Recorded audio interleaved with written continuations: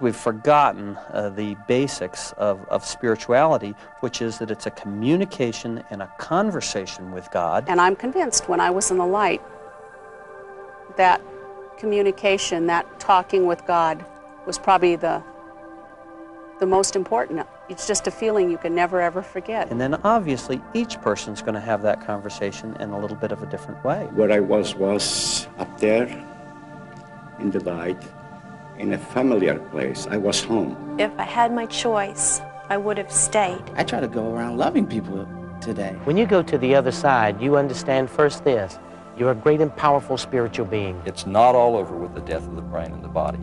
Some aspect of us is divine.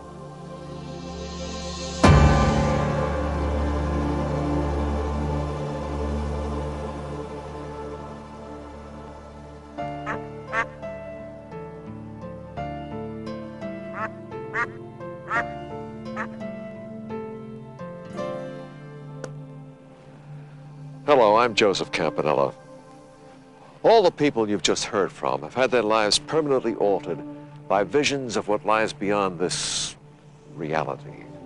Many have been positively changed by a near-death experience. The near-death experience, or NDE as it's come to be known, is common knowledge in the 90s. And no, this program isn't simply another treatise on the near-death experience. No, we're going to take you far beyond that. An estimated 8 million Americans have had near-death experiences, and many of them tell of having had personal encounters with divine beings as a result of their brush with death. And these encounters, these conversations with God, have had amazing transformational effects on the lives of these people. But first, let's lay the groundwork. All those who have had a brush with death tell a very similar story. People from all over the world who come close to death as a result of a cardiac arrest or other illness will report to us a common pattern of experience. This is Dr. Raymond Moody, noted psychiatrist, lecturer, and researcher. He is perhaps best known as the author of the groundbreaking examination of the near-death experience, the best-selling book, Life After Life. It has sold upwards of 15 million copies and has been printed in 14 different languages. They tell us, first of all, that they seem, from their point of view, to leave their physical bodies, to float up above the scene of the resuscitation, and to watch the events going on down below. They tell us that they go through a narrow passageway or a tunnel into an incredibly brilliant and warm and loving light. And they say that as they go into this light, they are met by the spirits of relatives or friends of theirs who have already died. They tell us that they may meet a being they describe as a being of light, a wise and loving presence who conducts them through a panoramic memory review in which they seem to see every single detail of their life displayed around them in full colors and 3 dimensions, and that as this progresses, they learn that the most important thing they could have done with this life they had just led is to learn how to love their fellow human beings.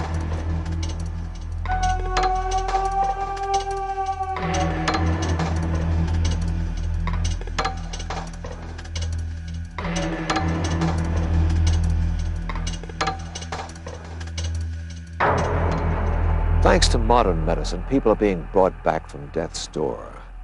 And we're learning about these wonderful lessons of hope and love. Hamlet, in his famous To Be or Not to Be soliloquy, spoke of that undiscovered country from whose bourne no traveler ever returns. Of course, that undiscovered country he spoke of was death, and he feared that if he took his own life, he would fly to ills that we know not of. Well, Shakespeare had a great insight into the human condition, but in his 17th century world, he was lacking information that we have today 400 years later. Travelers do return from that undiscovered country, and we are not flying to ills we know not of. Travelers to that new land return with a new outlook on life, and the cumulative effect of this new knowledge is usually a dramatic, positive life transformation. I think that what we can get out of near-death experiences without having to think of it in terms of a proof of a life after death is that it has enormous spiritual value. And we can see very dramatically the transformations in personality that it can bring about among people who go through something like this. Two other authors who can attest to this are Paul Perry, co-author of 6 books on the near-death experience, and Dannion Brinkley, who suffered not just 1, but 2 brushes with death. His best-selling books are the result of these life-altering events. You know, I think one of the most amazing things about the near-death experience is how virtually everyone who has it no longer has a fear of death. I mean, if you look at Melvin Moorse's research in the transformation study, he found that almost 100% of people who almost die and have the near-death experience are no longer afraid of death. As far as approaching death, I have no fear of dying whatsoever. I'm not afraid to leave this world because I have been where I'm going again. I do not look forward to the dying process. I do acknowledge the fact that it was painful and that I did get frightened, but I do know that all of that is just a passageway into this experience that I had before. This is Dianne Morrissey. Dianne is a group leader for a Los Angeles chapter of IANDS, the International Association for Near-Death Studies. These are people who have visited that passageway. They meet on a monthly basis to share their experiences and help others understand the life-transformational impact of an NDE. My son was killed in a car accident, and it was a very violent death. He went off a freeway. He went down 65 feet into cement. And so the fear I had of the pain he endured, and for the hour and a half that took them to get him out of the vehicle, haunted me. It just haunted me. When I first read Life After Life with Dr. Raymond Moody, that gave me my first glimpse of life after death, and it gave me my first hope. Quite a number of people over the years have told me that in the closing moments of their life that they were surrounded by helping presences, beings that you could characterize, I suppose, as angels. And I belong to a group called Compassionate Friends, and we have a thing called Day of Hope. And we just had our 3rd one, and Dianne was our speaker, and Grace Bubulka has been a speaker. I just wanted to tell them, do what you have to do. I'm okay, because I was out of my pain. All of that pain, all of that suffering was completely gone. Nothing I've heard from my religious background, nothing I've read, no other things have helped but that. That was the single most significant thing that has happened. And it has transformed my entire life. And my whole outlook on life is different. So it changed my whole life. It changed my career. It changed what I believe in. It taught me that everything we think, do, and say is extremely important, much more than we ever thought before, no matter how religious we were. One of the most dramatic, complete, and profound life-altering near-death experiences is that of Dannion Brinkley, author of Saved by the Light. He was electrocuted when lightning struck a telephone line outside his home. On September 17th at 7:05 p.m. in 1975, I was talking on the telephone to a friend of mine. All right, Tommy, thanks a lot for inviting us. I'll have to check with Sandy, though, because, you know, she managed my time for me. Well, this is some storm we're having, huh? All right, well, anyway, thanks for inviting us, and...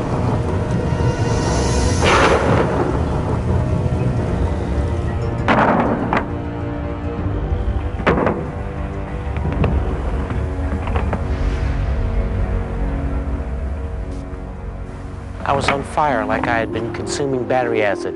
I was burning. I didn't know what had happened to me. Then all of a sudden, it was as though I was floating. And then I rolled over and I saw my wife coming down the hall. Oh, Danny! Oh, Danny, what happened? Oh, my God! I need some help. I didn't know what had happened to me. I had never heard of the near-death experience. And I didn't know if I was at ground zero or what had happened. The guy who I was talking to on the other end of the phone came over immediately. He was a corpsman in the Navy, and he knew I was dead. Call an ambulance. Okay, well, but don't leave him. Don't leave him. Okay, I'll go.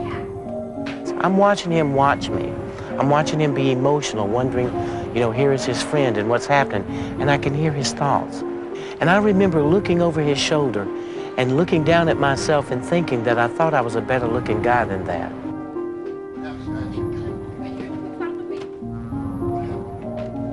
Check his vital signs.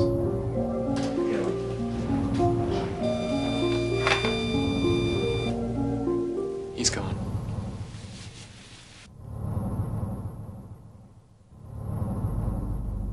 Then this tunnel began to form. As this tunnel began to form, I felt more at peace than I'd ever felt. I felt comfortable and safe. I began to be pulled down this tunnel. And as I moved down it, I become so secure that I may not know exactly what's going on, but I know that this is right and natural.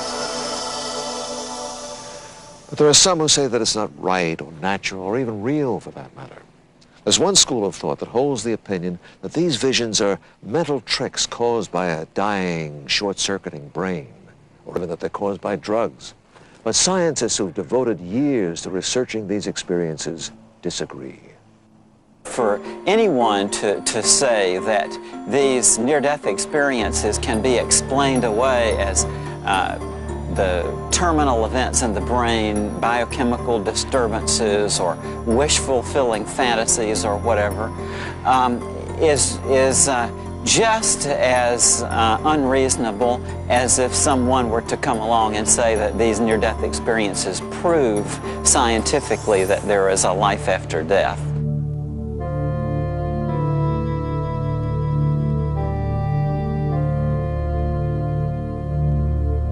People, I think, are familiar with the fact that we actually have two brains. We have a right brain that controls basically the left side of our body, a left brain that controls the right side of our body. Dr. Melvin Moorse is a practicing physician and associate professor of pediatrics at the University of Washington. He has written the best-selling books Closer to the Light, which spent 3 months on the New York Times bestseller list, Transformed by the Light, and Parting Visions, all based on his interviews with child patients who have died and come back. Deep within our brain, on the right side, right above the ear, and deep, deep, deep within the brain, is an area which allows us to communicate with, for lack of a better word, with God. And that is the part of the brain which allows us to have an inner voice, that allows us to have a sense of conscience. It's the quiet part, the nonverbal, intuitive side that every human being has.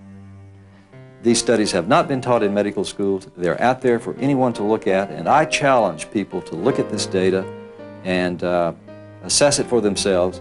And I believe that if people will look at this data, this can show positive effects of mind at a distance. And to me, this represents a friendly, benevolent side to the universe. Dr. Larry Dossey, an internist who has studied the effect prayer has in the healing process. He is the author of Meaning and Medicine and Healing Words, The Power of Prayer in Medicine. There are now well over 130 controlled laboratory studies testing this ability of prayer to act positively at a distance, and over half of these studies show statistical significance that when I pray for you, and I have a loving, empathic, and compassionate attitude toward you, then you change for the better. So we see that this right temporal lobe has many functions in our body.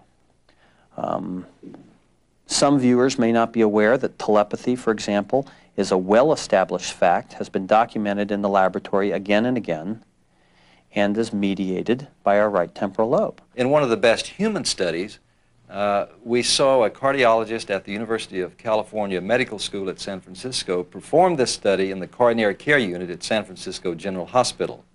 Dr. Randolph Bird looked at 393 patients who either had an acute heart attack or severe chest pain.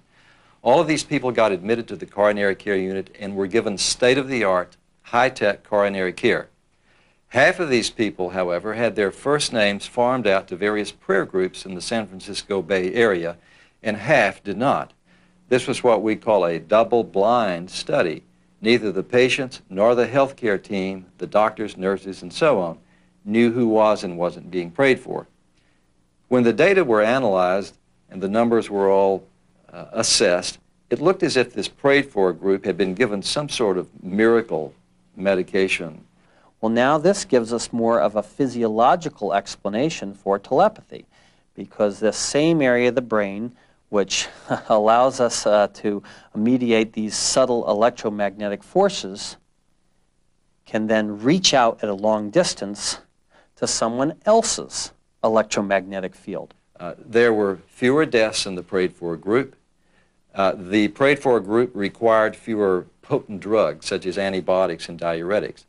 we can stop thinking of these things as weird or bizarre or paranormal.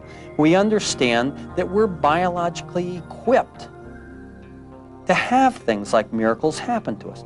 I can assure you, if what was being evaluated here had not been prayer, but some sort of new medication to be used for acute heart attacks, this would have been heralded as a modern medical breakthrough, and people would probably have been lined up down the street to get their hands on this stuff.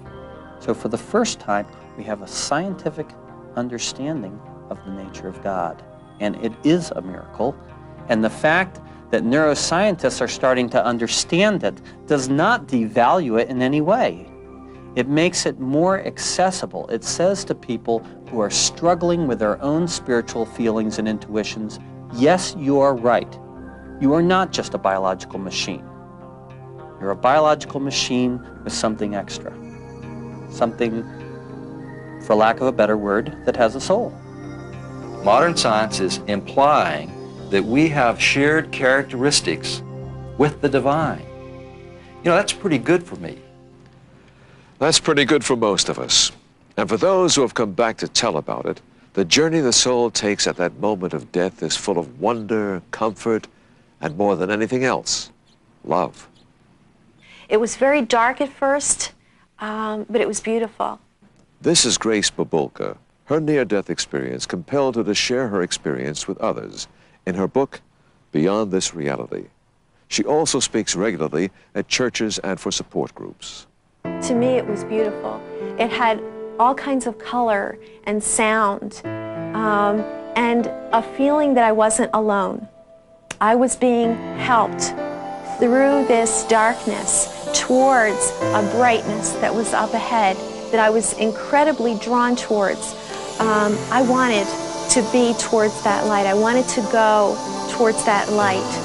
And at the same time, I was being drawn. I was being attracted, and I was being helped. People don't describe beings with wings, but illuminated beings who seem to be there in the role of a helper, someone there to guide them through this experience. And so in that sense, I would say definitely that what has been called in the religious tradition for a long time, guardian angels, do seem to be a reality to people who are at the moment of death. And what was unusual is I went back and forth through the tunnel several times, and I'd come back and see what's happening, and then I'd go back through the tunnel again. And each time I did, I kind of felt somebody there waiting for me. And I think the best thing that I learned out of this is that the actual moment of dying is the greatest trip you're ever going to go on. It's a fascinating, wonderful trip. Many of these journeys begin in a hospital, in an emergency room or operating theater. Such was the case for Grace Bubulka, herself a registered nurse and working associate of those who frantically tried to save her life. Her journey began when she had a miscarriage in her 5th month of pregnancy. In the middle of the night, about 1 o'clock in the morning, I woke up with severe abdominal pain and chills and a fever. I took my temperature, and it was 106 at that point. Called my obstetrician to let him know what was happening, and he said to get right back to the emergency department where I worked. By then, my temperature was 107. The nurse showed the thermometer to me and asked, was it this high at home? And by then I was starting to have an irregular heartbeat. My blood pressure was starting to drop.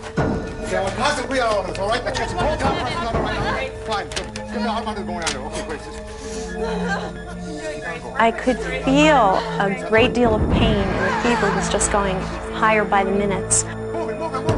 I didn't really think that I would die or even come close to it but I could hear the monitor that I was attached to, and I could feel the irregularity of my heartbeat. And the nurse on my left-hand side tried to get my blood pressure, and she said, "I can't get it." He tried to get it, and as he was pumping up my blood pressure, there was a very petite nursing assistant who kept trying to wipe me down, get my fever down. I know what to do, sweetheart. Hang in there. The resident on the right kept trying to get my blood pressure. Hang in there. And then he said, "Shit!" He said this bad word, and at that moment, I was different. Instead of laying down, looking up at them hovering over me, I was watching them from a position up high. I could hear everything that they were saying, and I could hear it crystal clear.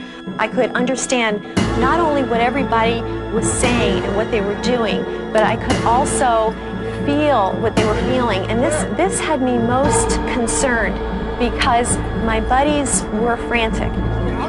I was trying to get them to calm down. As odd as that sounds, I didn't want them to be upset.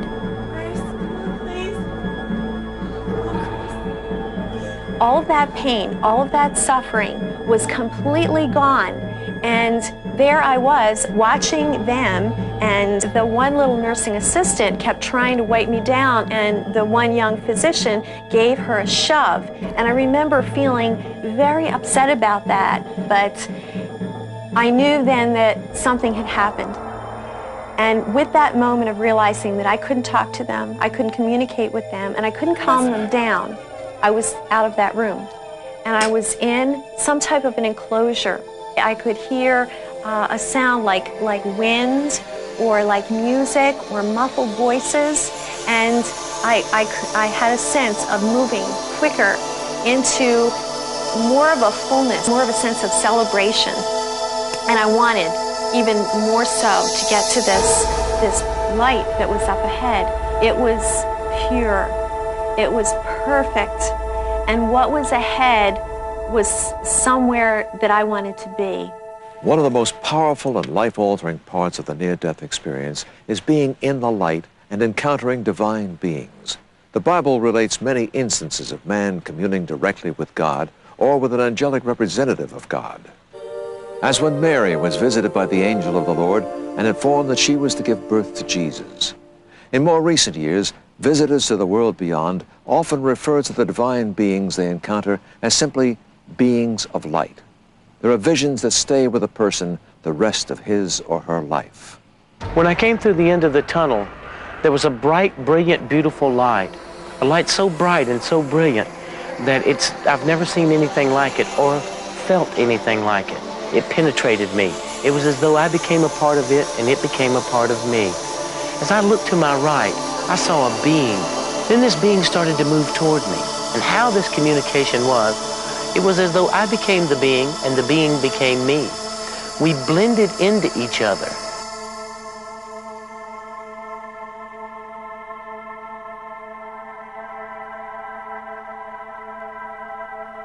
I kind of felt somebody there waiting for me. And when I finally saw who this was, I can't say at this time that I ever knew who she was prior to this, but she loved me like nobody ever has. She just radiated love. And when she spoke to me, I could hear her thoughts in my mind instantly as she spoke them. And when she asked a question, she didn't ask one question. Inside each question were thousands of other questions, all separate, all different. And inside all those thousands of questions were other questions, all separate, all different. And I answered them all at the same time, and I couldn't even figure out how I could do that. Who is the being of light? As Melvin Moorse put it earlier, we each have a different conversation with God. Some refer to being in the presence of Jesus. Some prefer to call him Allah. Some are greeted by a guardian angel. But many are convinced that they were in the presence of God.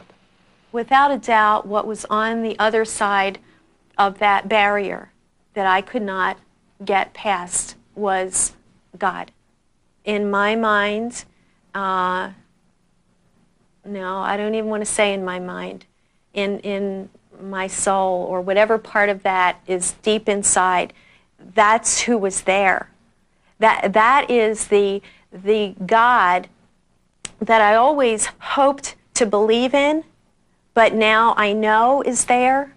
I lost all sense of any body that I had, and I was pure consciousness in the light, and I absolutely knew the light was God.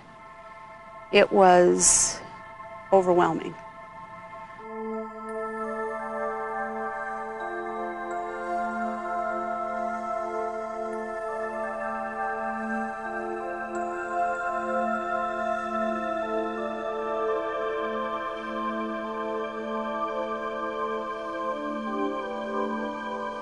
Well, as a pediatrician who's interviewed children who have seen this God, let me hear you the kinds of things they describe it as.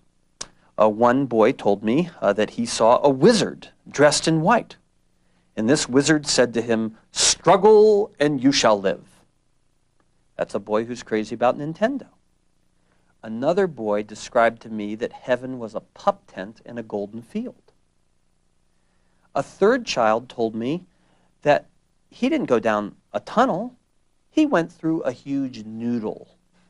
I don't think anybody feels those images conflict with their personal beliefs. I don't think anyone can be struck by such images and not be convinced that something important spiritually is happening to children when they die. It's my impression that people may use words drawn from their religious background and terminology, but that universally people describe the characteristics of this being of light as the same: a presence of complete love and compassion and understanding and wisdom.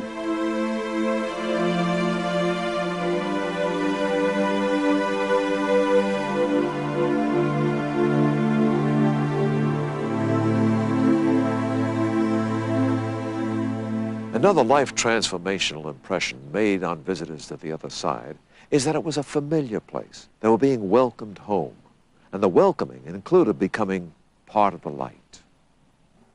It was the beginning and the end of everything. It was the source. It felt like home. So there was a kind of a memory or a kind of a recall that this was familiar to me, and I was familiar to my God, that I was coming back. That was the feeling. Very comfortable. I was surrounded with love, and I belonged there. I recognized the place. I was in a familiar place, like I woke up of my dream and I'm home, that's it. This light didn't hurt my eyes like the flash of the lightning bolt. It penetrated me. It was as though I became a part of it and it became a part of me.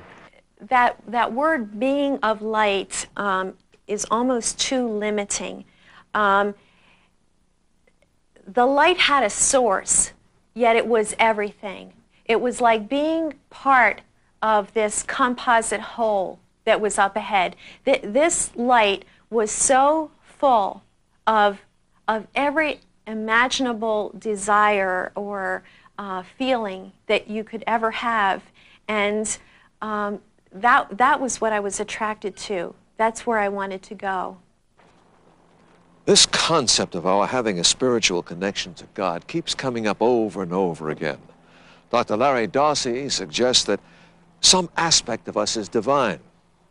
Dannion Brinkley maintains that we're all great and powerful spiritual beings. Grace Bubulka speaks of being part of the light.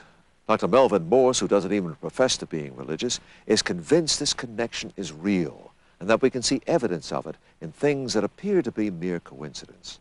He drew this conclusion after receiving an answer to an experimental prayer.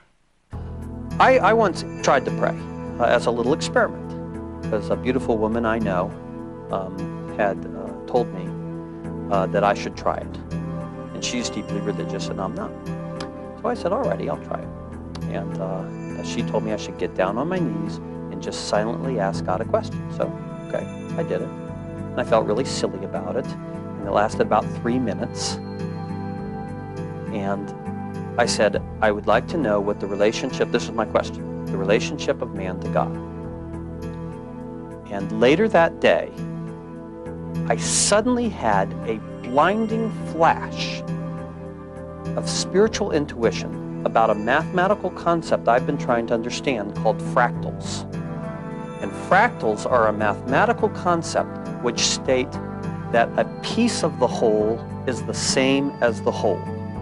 For example, a snowflake. And you see the shape of a snowflake.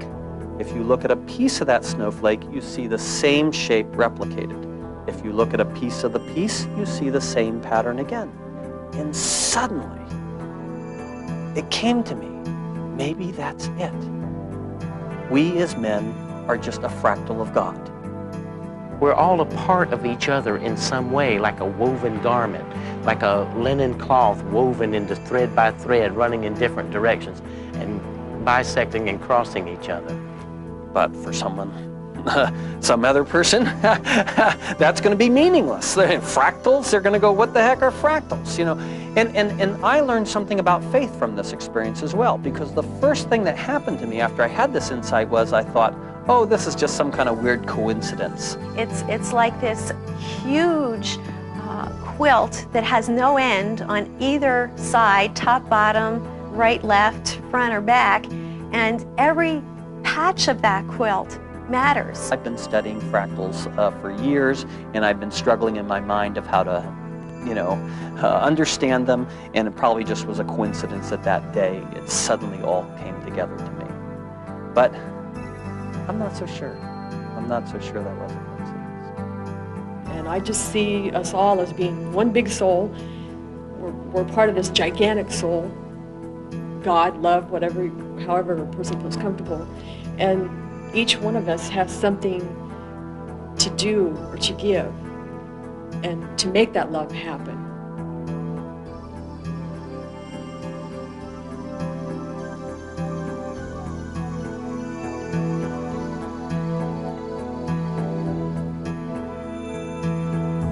You know, if you read Parting Visions, that's the one thing I've learned from listening to the near-death experiences of children, is I have the absolute conviction now that the patterns of life are often revealed in so-called coincidence.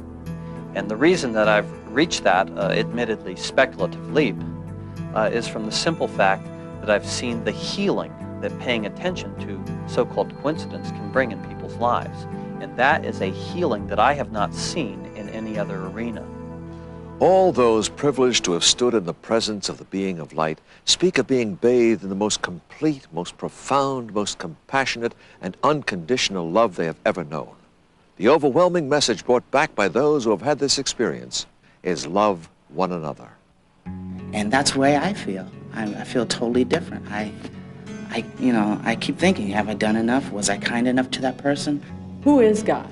God is love. It meant nothing. It was two separate things to me because of the way it was presented. But now I know it's the same thing. The love that's there on the other side has no limits. It has ultimate depth. It has complete forgiveness. It has complete understanding. And that love, you just can't even describe it. I call it unconditional love. And that bright, shining love, that love that loves without qualifications, the way you'd accept your newborn baby, the way you'd accept your husband on the altar, complete, no strings attached love is close to the idea of what's on the other side. Almost uniformly, these people talk about a deep sense of compassion, of caring, of empathy, of love, of oneness and unity that is experienced in the near-death phenomenon. And so I think these people are tapping into something that we demonstrate in the laboratory in the prayer experiments, the unifying power of love. In my experience, that pure love, that superhuman love that has no boundaries and is all-powerful is what is connecting all of this. I think we are arriving at a concept that love is some sort of glue that connects creatures, that connects living things at a distance. It is a power, it is a force, if you will, that can bring about distant happenings for the better. I don't think it's any exaggeration to say that we have empirical evidence for the life-changing, world-changing power of love.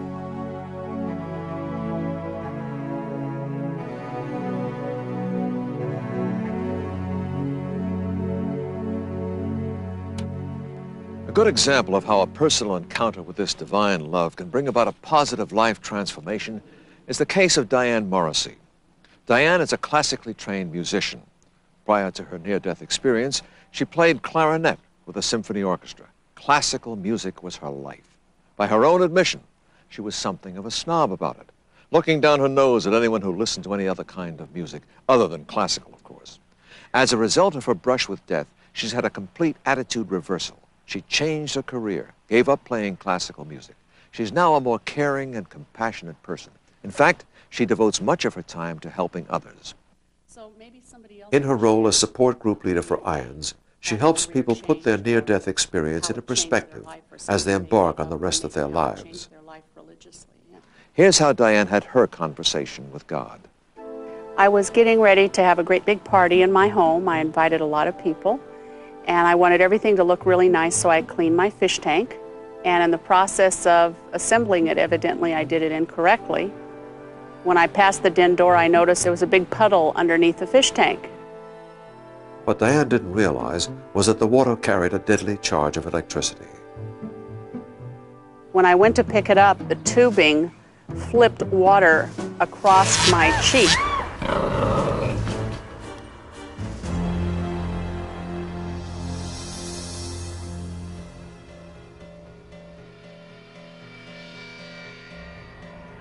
And I looked down and I thought, the very last thought in my head, wow, I shouldn't have touched that. I was at the ceiling and I noticed my dog was trying to wake my physical body up on the floor. And I thought, good boy, you know, he's trying to wake me up. I looked toward the kitchen and could see the telephone and instantly knew I should call for help. So I went straight through the walls like they weren't even there. And when I went to pick the telephone up with my right hand, my hand went through it. I walked around the house for a time and I stopped one moment in the living room and looked down and was real surprised to see my legs through the top of the glass coffee table. I tried to save me at the beginning, but as I stayed in the experience, it mattered less and less whether I saved me. And Dianne Morrissey just wasn't as important as I was at the beginning of the experience. I didn't know how to get back in my body, but I wasn't frightened that I couldn't. And the last thing I said, and I just couldn't believe it, I said, how sad she's done so very little. And I thought I had a really full life that counted for lots of good things that I did for people. But I knew in my heart I never really touched anybody. At about that time, I went right through the tunnel, right at the dim windows. Many of those individuals who have had a complete near-death experience report the one aspect of it that had the most profound life transformational effect was the life review. They've had an opportunity to review their life accomplishments and their mistakes and see how their actions affected others. The Scottish poet Robert Burns, in one of his poems, reflected on how great a gift from God it would be to see ourselves as others see us. During a life review, we will. It's important for all of us to listen to this part and take it very deeply. Not only will you be and see everything you've ever done, you will become the people that you have encountered, and thereby feeling how they feel about you. I could not pass into that light that I was so attracted to. And at that barrier is probably the most meaningful part of this whole experience, because at that stopping point, I saw everything in my life that I ever did or saw or felt or thought that I hid from others or myself, and yet it was all understood.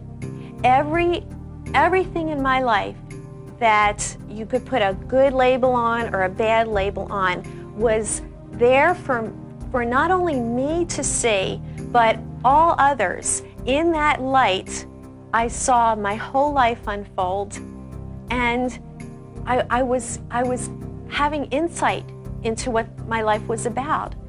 I was able to deal with it because I wasn't just Dannion Brinkley. I had begun to peel away the ego self and begun to be what we truly are, powerful spiritual beings. And I was held accountable for my life. I felt how others felt when I acted a certain way. I experienced their feelings. What I think the experience did for me was it made me more aware of others. In absolute love, I was being given an understanding that I never had before. I was always real fortunate. I came from a wonderful home, had a wonderful childhood. My parents loved me desperately. And their love, you just, compared to this woman, you can't even compare it. When she came, she stood next to me and she extended her hand outward and she said, "Look there." And when I turned my head, I saw from the moment I was born, and I watched every second of my life from the moment I was born until I died. And it wasn't just seeing it, I lived it again, exactly the way I felt it the first time, but with a new sense of kind of intellectual understanding about how I could have done it different, what might have been better, and other things that I cared little about, that I didn't think made an impression on anybody's life at all, were very significant. And probably the most important was when I worked at a convalescent hospital in high school, after school. And I used to give a lady graham crackers and milk before I'd leave the shift. And I had no idea how much I had changed her life, how grateful, how appreciative she was. And I thought it was so insignificant back at that time in the 11th grade, but it wasn't. It was like every spirit looking down and saying, "Thank you for doing this. This woman had nobody. No one loved her."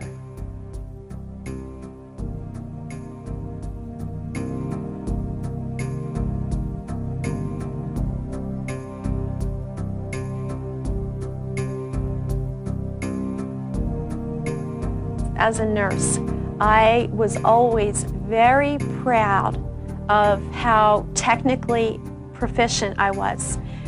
If you were having a heart attack and you came into my emergency department, you would have your vitals done immediately. Nurse, I'm so scared.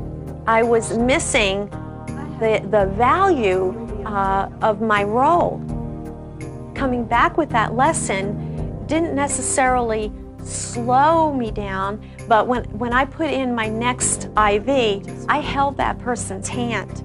And I would find a way that someone could stay with them while I gave report, or that I would just take more care in what I did. I not only felt every emotion I'd ever felt, I saw everything I had ever done. But more than that, and probably more important than anything else, I became every person I'd ever encountered in my life. I don't understand why you're so upset Financial about this matters little... take two people. Do you think this is a money tree? It's a lemon tree. I kept waiting to be judged. It's just And like then I last realized it was me Here's the judging check. me. Take it or leave You know, it, okay? people say, "Oh, well, that's not so bad." 200. I want. Well, only way I can relate it is, have you ever had a bad hair day times 10 million? That's how you're going to look at yourself. That's how you're going to focus on yourself, and that no one can judge you more harshly than you can. No one. Dannion Brinkley's near-death experience is one of the most complete ever reported. His resuscitation efforts stopped. His body was put aside, waiting to be transported to the morgue. He was dead a total of 28 minutes. After his life review, he was given a tour of that other world that most haven't seen. We began to move. We began to move upward as though we were soaring. We kept moving higher and higher and higher, and I could see what appeared to me as lights emanating outward from the buildings. They were like great tabernacles, like great cathedrals, great buildings. When I think about it, I can only relate it like great cathedrals, like the cathedrals of Notre Dame and the great Gothic cathedrals of Europe. I'm not saying that they were churches, but I have seen such great, beautiful cathedrals built in honor of God that I think my mind would relate it that way. They were buildings that looked like they were glass brick. And as we moved into the building, I could feel a certain resistance, I didn't go through a doorway, I just passed into it. But as I also was passing into this building, I became aware that I had the ability to consume, understand, and know all information and all knowledge at the same time, from the very first molecule of a flower to the entire beauty of the plant. I was given insight into how to give love and share love again. It was pretty amazing to me, all this stuff. And as I've thought through it over the last 19 years, it's still quite amazing that nonetheless this happened. Then this being said, I had to return. What had been happening to me in the meantime, they had rushed me to the hospital. They had been working on me in the hospital. They got me restabilized, and I was breathing for a few minutes. Then they lost me for 11 more minutes. They had worked on me. They tired themselves out. They finally gave up. They covered me. They put a sheet over my head. They rolled me out into a room, waiting for me to be taken to the morgue. I all of a sudden appear in this hospital. I'm floating above everything, looking around. In this room, I saw a guy with a sheet over his head, a body. I knew it was me. All of a sudden, I'm back in my body. I'm on fire again. I'm burning. I'm going through all the sensations of not being able to put my conscious thoughts together because of the intense pain. My tongue is swollen completely the size of my mouth. I can't talk. There's nothing that I could do. So I'm looking up. What do? I realized they were coming to take me to the morgue. And all I knew to do was to blow the sheet. Hey, this guy's still alive. I spent the next 7 months learning to walk again, learning to feed myself again, falling against the walls, blacking out. Dannion Brinkley was back among the living, at least for a while. 14 years after the first near-death experience, I had my second in the series of conversations with God. Ever since Dannion's electrocution, he'd been living with a weak heart. The doctors told him that unless he had immediate open-heart surgery, he would die. I knew what he was telling me was that the damage done by the lightning some 14 years ago, the hard work I had put in pushing myself through these 14 years, and the aortic valve, which had developed staph infection, was giving away and I was drowning in my own blood. So I was pretty happy because I knew there was no way I could live through that without having the surgery, and I wasn't having the surgery. I had known Dan for some years, about 10 or 12 years at least. I got a call from a friend of his that he was dying. I had resigned myself, talked to my family, got them together, put my business in order, and my father and my friend Franklin had thought of Raymond, Dr. Moody, and they called him. I walked in, and I was quite startled to see Dan lying on the bed, unable to sit up. He was so weak. His color is just unimaginable. No one could get a real sense of this. It's impossible to believe. I've never seen anybody that color who lived to tell about it, let's say that. Dark gray purple.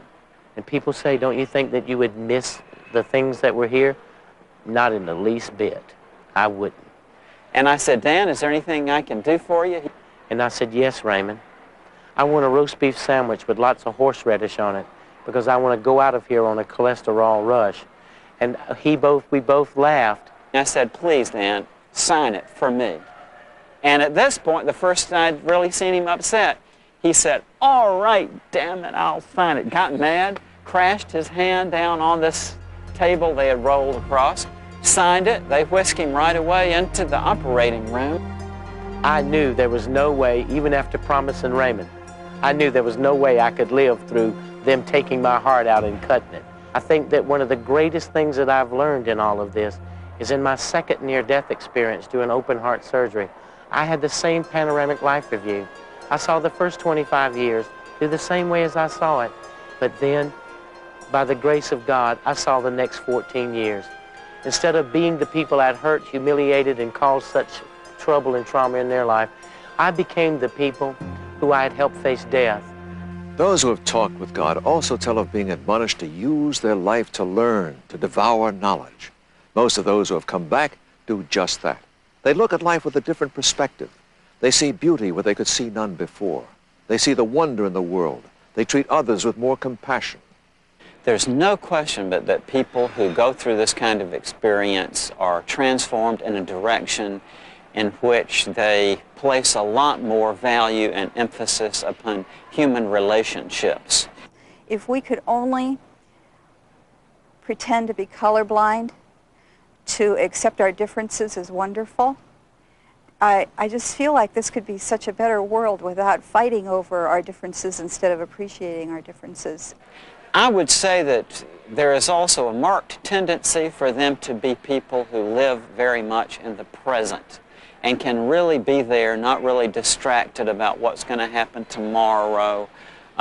Living in the presence and sense of humor, again, is something I've seen time and time again with them. You know, if someone saw me right after my near-death experience or a few years later, they wouldn't look at me and say, Grace is really different. They wouldn't notice an outside visible change, but I think people that know me well will realize the depth of change, the shift of perspective, the caring, the quality, the time, noticing things that I've never noticed before. It brings to mind the phrase, stopping to smell the roses, stopping to listen and to hear and to feel and appreciate all that's in this life. It changed me so deeply that it just was overwhelming at first. It seemed like I couldn't read enough. I couldn't listen enough. Again, I keep going back to people, people that I talked with. I could not get enough of them. I wanted to know more about them. I know a woman who was 66 years of age, who had graduated some years before from high school. She had a cardiac arrest, was in the hospital for a time. 2 weeks after she got out of the hospital, she went down to the local junior college and signed up for courses. So now, after 19 years, I've been a hospice volunteer for 17 years. I've been a nursing home volunteer for 12 years. How we affect things in our life is, you know, when you're a kid, how you skip stones or you throw a stone into a still pond, and then you watch the ripples. Every thought that you have, every action that you have has that same effect. You know, in all the books I've written about near-death experience, one truth really stands out, and that is that religion is very much like working for the federal government, and being spiritual is very much like being an American. And the analogy here is that people who have near-death experiences frequently quit being religious and become far more spiritual. All spiritual intuitions and feelings are equally valid, and that's why I've emphasized again and again that one person who has a spiritual feeling that causes him to have a knot in his stomach is the same thing as another person who just feels a whisper in the ear, I love you. And I felt my mother's presence coming to me. It was very eerie and kind of, I don't know, just kind of cold but eerie, but very spiritual, very loving. And I felt like her hand was taking and going like this to me, because that's what I was doing to her while she was in the coma. I love you. Thank you for taking care of me. I'm okay now. Well, also the neat thing about the life review is that you can have it without being almost dead. Absolutely. I mean, you can have a life review on a daily basis, and you can make changes in your life just as if you had a near-death experience.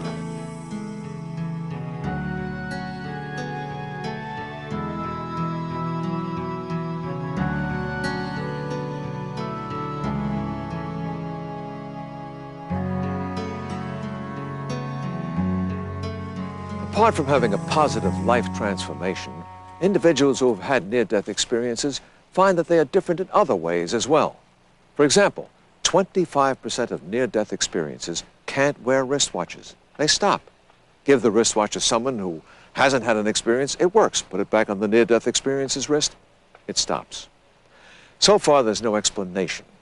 Some find that their minds are open to new knowledge in profound ways, miraculously given insights into mathematics or physics. Some have even been given psychic abilities, having a newfound clairvoyance or extrasensory perception. How can it be that someone has a near-death experience and is so altered by that experience that suddenly they have dreams that come true? That sounds extraordinary. That sounds non-scientific. That sounds like nonsense, as many of my friends would say.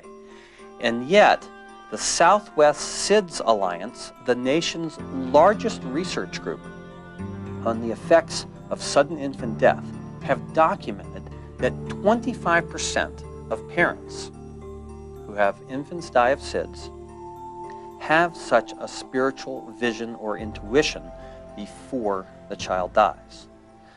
Now that we understand the function of our right temporal lobe, we understand how such a thing can be possible. The idea that you could heal at a distance has been regarded as silly.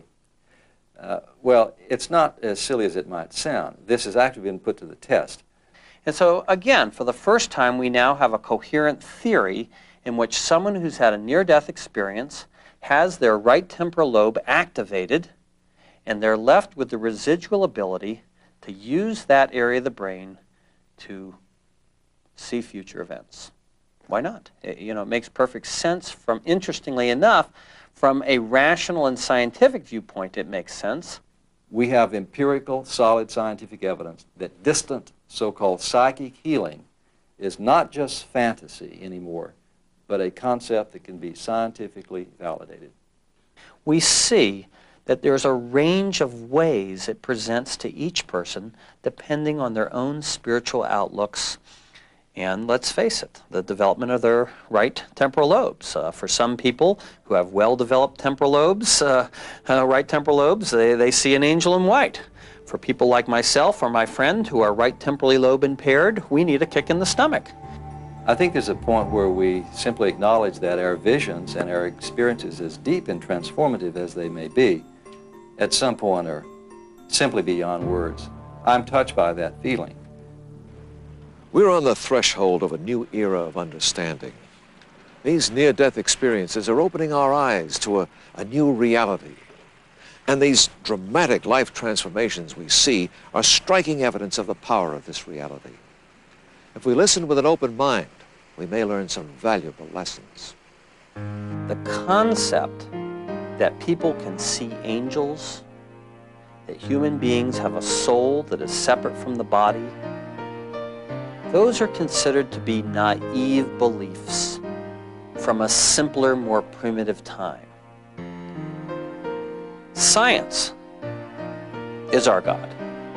The question is it all over with the death of the brain and the body? When my brain and body die and rot, is there anything left over? Is there anything more? I believe that on the basis of modern scientific empirical findings, we can give a yes answer to that. I think that two forces have shaped our current spiritual impoverishment as a society. The first one is our philosophical concepts that something must be proven in order to be rational. And that somehow then quickly got twisted into it's irrational to believe in something you can't prove. Science changes funeral by funeral. And I'm convinced that that's one of the ways that we will achieve newer insights. The second part of that comes from religion itself. Religion, feeling the assault of science, particularly in the late 1800s, then took a tact that all religious experience is direct revelation from God, and in doing so they felt that they could shelter themselves from any kind of skeptical inquiry. But as a result then, we became very fractured from a spiritual standpoint. And so I think that modern medicine will be drugged, kicking and screaming, into acknowledging that there are new concepts of consciousness in which we say that the mind goes beyond the individual brain and the body. If it is true, and I think that the scientific evidence points towards this being true, if it's true that we can access some sort of God that exists independent of our biological bodies, then clearly we're able to access a timeless place, because time is only a function of man as a biological being. I've never met someone who had a powerful near-death experience who came back not believing in a God or accepting that there is a God. You can't be in the light and be the same person ever again. You just can't. If I had my choice, I would have stayed. We have to start to now understand that all of these are part of one shared spiritual fabric. And it's interesting to me that science is leading the way. It's science that's allowing for people to have so many near-death experiences, which have led to these wonderful spiritual insights, in my case, learned from children. And I think it's this new scientific understanding of the brain, which is letting us know, hey, wait a minute, we are spiritual beings.